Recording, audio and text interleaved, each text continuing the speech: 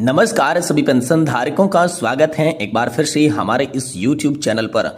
दोस्तों इस वक्त की पेंशन धारकों के लिए बहुत ही महत्वपूर्ण और इम्पोर्टेंट खबरें लेकर आज की इस वीडियो के अंदर हम हाजिर हो चुके हैं, जिसके बारे में संपूर्ण जानकारी आज की इस वीडियो के अंदर देंगे। जी हाँ दोस्तों, पहली बड़ी अपडेट की बात करें तो पेंशन भोगियों की मांग EPS 95 पेंशन 7,500 रुपए प्लस DA और साथ ही साथ मेडिकल कैसे भूल जाए, इसको लेकर दोस्तों पेंशन पर बड़ा अपडेट EPS 95 पेंशन योजना को लेकर आया। तो आखिरकार 7,500 प्लस DA की पेंशन और मेडिकल आप सभी को कैसे और किस प्रकार देखने को मिलेगा, पेंशन भोगियों की क्या मांग है, इसके बारे में आपको इस वीडियो के अंदर बताएंगे।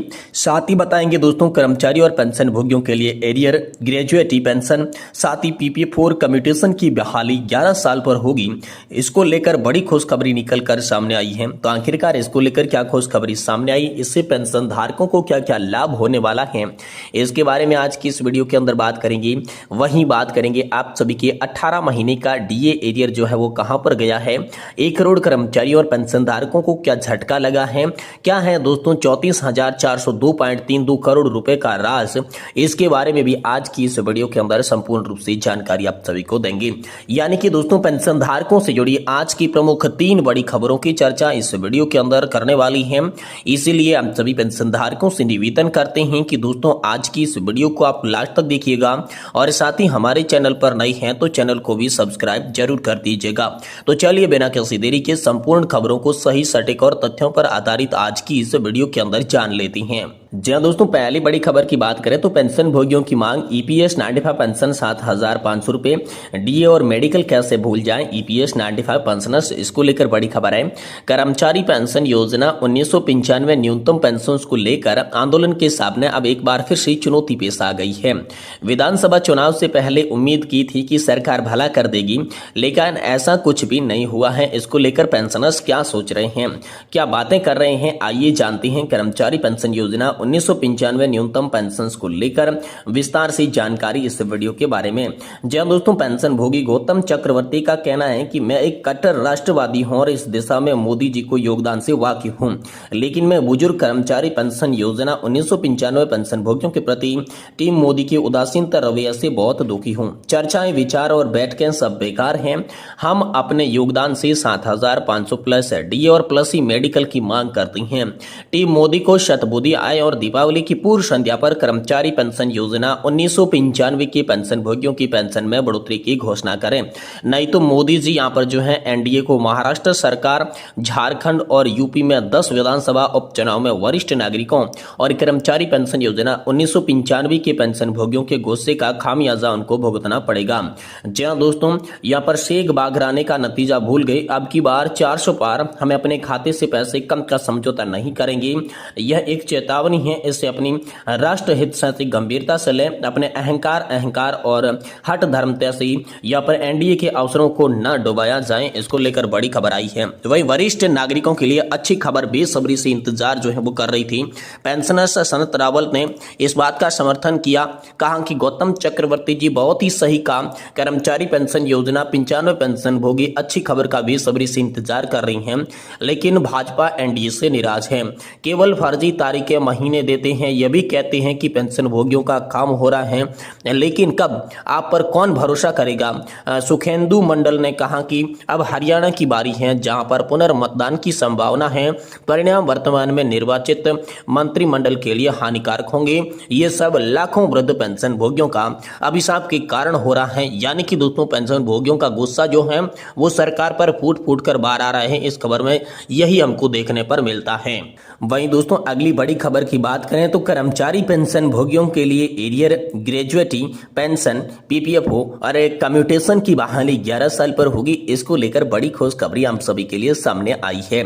सभी सरकारी कर्मचारी और पेंशन धारकों के लिए खुशखबरी निकल कर आई है, क्योंकि सरकार ने एरियर ग्रेजुएटी पेंशन भुगतान आदेश और कम्यूटेशन बहाली के मामलों को लेकर महत्वपूर्ण निर्णय लिए हैं। आप सभी को ये बता दें कि अब एरियर और ग्रेजुएटी के भुगतान करने की तेजी लाई गई है, जिससे कर्मचारियों और पेंशनधारकों को समय पर उनके हक की राशि मिल पाए। साथ ही पेंशन भोगियों के लिए पीपीएफओ और कम्यूटेशन की बहाली की प्रक्रिया में 11 साल की अवधि के भीतर पूरा करने का फैसला किया गया है। इसके भुगतान से पेंशन भोगियों की आर्थिक स्थिति में सुधार होगा, जिससे वे अपने भविष्य के लिए बेहतर योजना बना सकेंगे। इन फैसलों से लाखों कर्मचारियों को काफी राहत मिलेगी और उनकी वित्तीय स्थिति में सुधार होगा। तो आइए जानते हैं इसके बारे में विस्तार से। देखिए, सुप्रीम कोर्ट का बड़ा फैसला निकल कर आया है। सुप्रीम कोर्ट ने हाल ही में एक फैसले में कहा कि सीआरपीएफ के नियमों के तहत अनिवार्य सेवानिवृत्ति देना सीआरपीएफ अधिनियम 1949 के तहत बल पर अनुशासनात्मक नियंत्रण बनाए रखने के उद्देश्य से वैध है। सीआरपीएफ के हेड कांस्टेबल संतोष कुमार तिवारी का यह आरोप था कि उनके द्वारा अपने सहकर्मी पर हमला किया गया था। जांच के बाद अधिकारियों ने 16 फरवरी 2006 को उसे अनिवार्य सेवानिवृत्ति दे दी।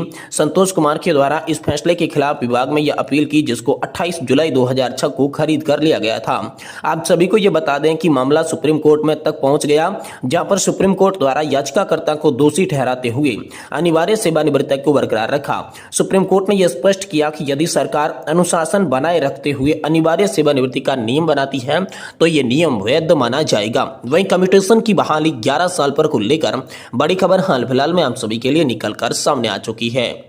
पंजाब और हरियाणा हाईकोर्ट ने कम्यूटेशन को लेकर एक महत्वपूर्ण फैसला सुनाया है। कोर्ट के राम स्वरूप जिंदल मामले में सुनवाई करते हुए ये कहा कि बहाली की अवधि 15 साल से घटाकर 11 वर्ष करनी चाहिए। कोर्ट ने यह निर्णय 2006 से ब्याज दर में लगातार गिरावट को ध्यान में रखते हुए लिया। 2010 में ब्याज दर 8% थी, वर्तमान में यह लगभग 7% है। इसके आधार पर गणना की गई कम्यूटेशन की वसूली 10 वर्ष 8 महीने में पूरी हो जाती है। इसलिए कोर्ट के द्वारा यह फैसला दिया गया कि कम्यूटेशन की बहाली की अवधि 15 साल से घटाकर 11 वर्ष की जाए और भविष्य की वसूली पर रोक लगाने के आदेश जो है वो दिया जाए। पेंशन भोगियों ने अपने पीपीएफओ में करवाए आवश्यक सुधार, इसको लेकर बड़ी खबर है। अगर आप भी एक पेंशन धारक हैं तो पीपीएफओ को नियमित रूप से चेक करते रहिएगा। अगर इसमें कोई भी गड़बड़ी दिखती है तो आपको तुरंत सुधार कर लेना चाहिए, क्योंकि गलत एंट्री होने के कारण गलत पेंशन नहीं मिल सकती। एक ऐसा ही मामला सामने आया जिसमें एक पेंशन भोगी ने 1,70,000 रुपए का नुकसान हुआ था। काफी संघर्ष के बाद उन्हें पेंशन अदालत के माध्यम से एरियर का भुगतान मिल पाया। आप सभी को यह बता दें कि रामलाल केसरवानी 28 फरवरी 2011 को सेना से रिटायर्ड हुए थे। पीपीएफओ में गलत एंट्री द्वारा कारण उनकी गलत पेंशन मिल गई थी। उसके बाद पीपीएफओ को संशोधन किया गया, लेकिन तारीख की गलत प्रविष्टि के कारण 21 महीनों का बकाया भुगतान नहीं हो पाया। इसलिए यदि पीपीएफओ में कोई गड़बड़ी होती है तो आप उसे जल्दी से सुधार लें।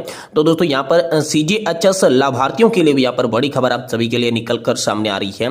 जी हाँ दोस्तों, लोकसभा चुनाव समाप्त होने के बाद पेंशन भोगियों ने जून सीजीएचएस से अतिरिक्त निदेशक कार्यालय का घेराव करेंगे। यहाँ पर जो है रांची जीपीएफओ प्रांगण में पेंशन भोगी संगठन एक बैठक में निर्णय लिया था। बैठक के दौरान पेंशन भोगियों ने यह तय किया था कि सीजीएचएस के अतिरिक्त निदेशक में कार्य का घेराव किया जाएगा। यहाँ पर पेंशन भोगियों की कई समस्याओं का समाधान अब तक नहीं किया गया है। इसके साथ साथ सीजीएचएस वेलनेस सेंटर उनकी कोई भी सुनवाई नहीं हो रही है। लंबित मेडिकल बिलों समेत कई मुद्दों को लेकर यह घेराव किया जाएगा। इसको लेकर यह बड़ी खबर आप सभी के लिए हाल फिलहाल में सामने आई थी। वहीं दोस्तों, पेंशन भोगियों के द्वारा एक और बड़ी खबर निकलकर सामने आ रही है, जिसमें कहा यह जा रहा है कि आखिरकार कोरोना काल के दौरान फ्रीज किया गया 18 महीने का डीए एरियर का क्या हुआ, क्योंकि 1 करोड़ कर्मचारी और पेंशन धारकों को इसको लेकर बड़ा झटका लगा था, जिसमें 34,402.32 करोड़ रुपए यहाँ पर जो है सरकार ने बचा लिए थे। लेकिन अब तक सरकार जो है बकाया डीए एरियर पर कोई फैसला नहीं ले रही है।